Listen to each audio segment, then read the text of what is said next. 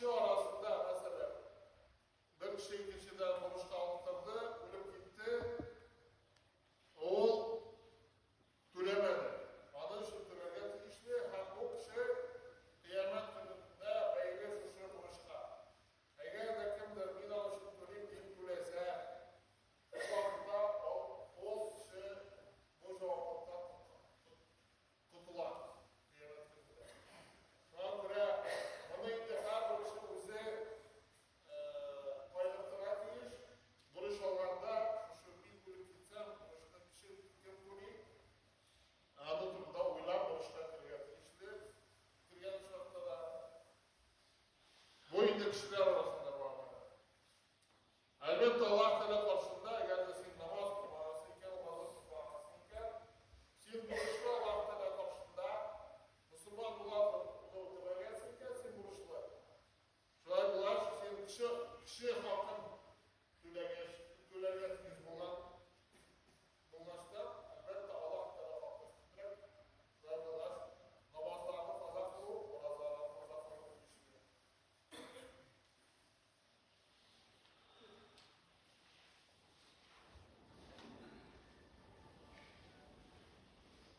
Peygamberimiz Hazretleri men mâte ve huve berî'un min selâsin el-kibru vel-gulûl vel-deynu nasabet. Eğer de kişi üç eylemden vazat olan bilir ise o tekabberlik, o kişilerden kura almalı, hem üçüncüsü buruş. Şu üç eylemden vazat bilir ise tekabberlikte vazat bulur için kişi heybeler kılarak iyi salat kılıp çıkalım derken diyanat kılarak bir haramdan batıyorlar, farzlarını terletiyir. Kişilerden özümüzün kurbaskatiyir. Kişilerden kura alma şey. Yani kişilerge kuratta tefratlı kurbaskatiyir. Hem kişiler buruşlarını kurbaskatiyir. Şu vakitte cennet kırılıyor. Sahabeler iş gün bir vasiyat yazıp kaldırganlar. İş gün bir vasiyat yazıp kaldırganlar bağlarına. Min ölsem, şöyle işleriz, mini borçlarını falan yapıyoruz deyip vasiyat kaldırganlar. İş gün sayın yazıp kaldırganlar, çünkü bir bizim taşımlarında. Şöyle dilek haberlerinde. Şöyle bir hadistekine, وَمَنْ أَخَذَ يُرِيدُ إِتْلَافَهَا أَتْلَفَهُ اللّٰهُ. Eğer de kişi borç kalsa, adı kaytarmazsa, adı yukaçılarına değil. Allah'ta kişi, Allah Teala adı yukaçılarına, yani kişi malın bereketi de olur, yeyse adı kıyamet gününde cennet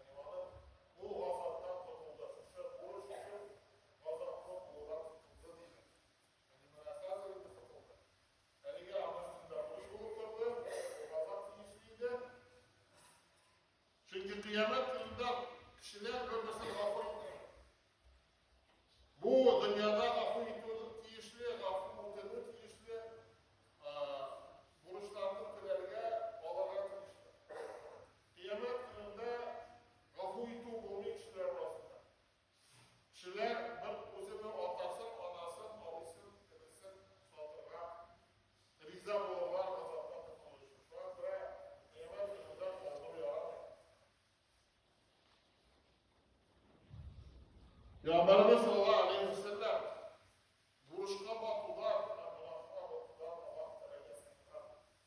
Onun için değil. Dualardan Allah'ın yağmuru bir tane derler. Sen dualardan mesela Allah'a batı, Allah'ın o vuruşka batı.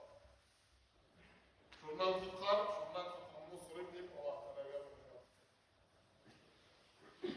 Hem bir kişi sırağaç, sen vuruşka batıdan bir kup, Allah'ın sürüyorsun.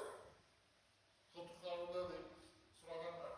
Olayda Peygamberimiz olsun, İbn Abbas ve İzâ harime, haddese fekezzebe ve adete fakma. Eğer de kişi vuruşka batsa, o suç silese yolganlar, va'da bilse va'dasını tutmaz. Yani kişi vuruşka batı, o adı bırak kılana enteresan. Çok bırak vuruşka batıdan Allah'ın saklasın deyip bu. Peygamberimiz olsun. Bu günde vuruşka